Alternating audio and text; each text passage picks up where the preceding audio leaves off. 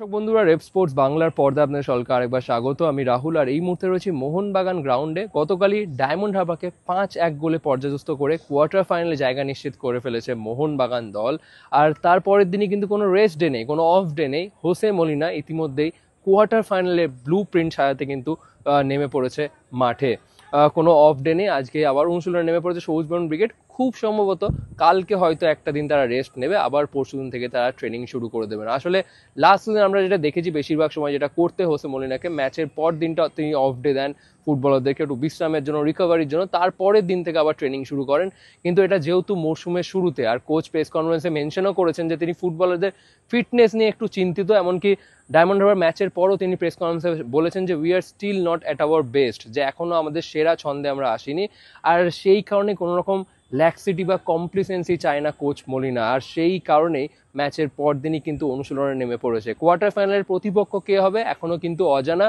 High chances একটা derby হবার, কারণ অবশ্যই ডুরান্ট কমিটি চাইবে একটা ডার্বি অর্গানাইজ করার। অবশ্যই যেটাতে টুর্নামেন্টের জৌলুসটা অনেকটা কিন্তু বেড়ে যায়। তো সেটাই দেখার বিষয়। 12 তারিখ ড্র রয়েছে, যদিও সেই ড্র পর্দার আড়ালে হয়, আমরা কেউই সেটা লাইভ দেখতে পারি না অ্যাকচুয়ালি কীভাবে হয় সেই ড্র।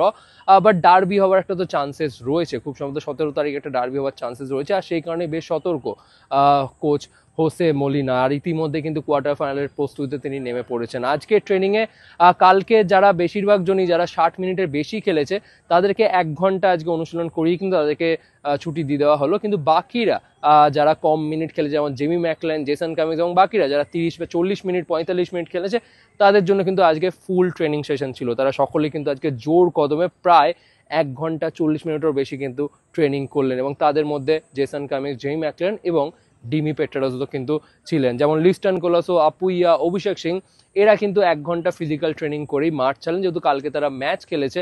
আর সেই কারণে আজকে তাদের রিকভারির ডে, তো তারা 1 ঘন্টা করে ছুটি পেয়ে গেল। আবার তারা নেক্সট ট্রেনিংয়ে আবার কিন্তু পুরো দমে তারা প্র্যাকটিস করবে। কিন্তু বাকিরা যারা বেঞ্চে ছিল বা যারা যারা কম মিনিট খেলেছে তাদের জন্য কিন্তু আজকে ফুল ট্রেনিং ছিল। আজকের ট্রেনিং থেকে যেগুলো গুরুত্বপূর্ণ আপডেট যেটা শেয়ার করা, সেটা হচ্ছে Alberto Rodriguez and Manvir Singh এর ফিটনেস আপডেট, এবং তার সাথে সুহেল ভাট অ্যান্ড কিয়ান নাসিরি। প্রথম আমি অ্যালবার্টো রড্রিগেজকে নিয়ে কথা বলবো, কারণ তিনি দলের গুরুত্বপূর্ণ একজন সদস্য, ডিফেন্সের আরেক স্তম্ভ বললেই চলে। লাস্ট ম্যাচে তাকে মিস করেছে, কিন্তু আজকের ট্রেনিং থেকে তাকে দেখে যে ইঙ্গিতটা পাওয়া যাচ্ছে যে খুব সম্ভবত কোয়ার্টার ফাইনালে তিনি ফেরত আসতে চলেছেন দলে। কারণ আমরা গতকাল ম্যাচের আগে যে ট্রেনিংটা আমরা দেখেছি, সেখানে অ্যালবার্টো রড্রিগেজ কিন্তু সাইড লাইনে ছিলেন।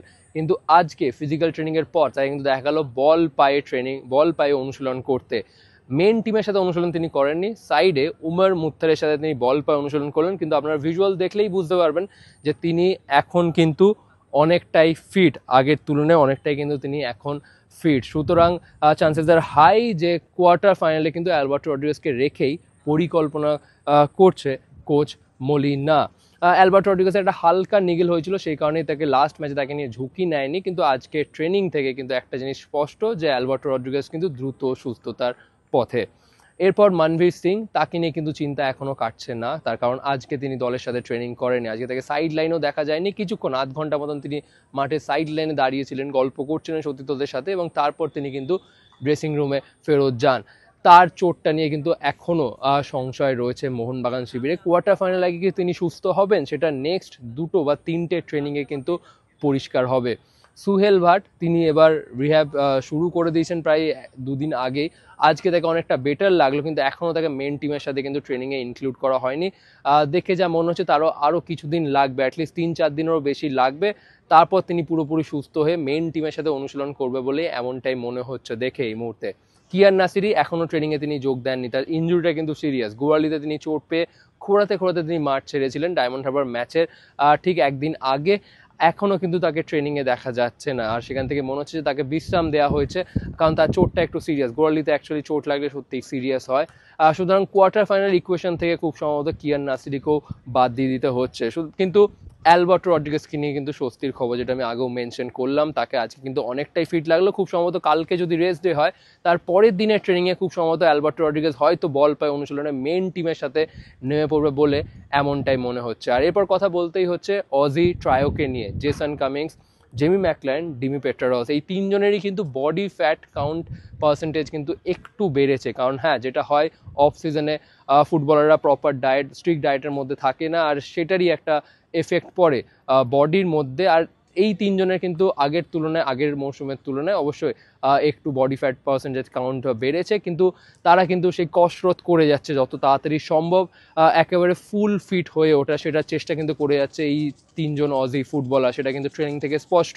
আজকে Jason Cummings, Jamie Maclaren Diamond হারবারের বিরুদ্ধে গতকাল কিন্তু 45 মিনিট করে ইচ হাফ তারা খেলেছে, কিন্তু আজকে তারা কিন্তু পুরো ট্রেনিং করলো জেসন কামিংস, জেমি ম্যাকলারেন এবং ডিমি পেট্রাসকে যদিও গত ম্যাচে ডায়মন্ড হারবার বিরুদ্ধে রাখেননি স্কোয়াডে কোচ মলিনা, কারণ তিনি একটি মাত্র ট্রেনিং করেছিলেন ডায়মন্ড হারবার ম্যাচের আগে।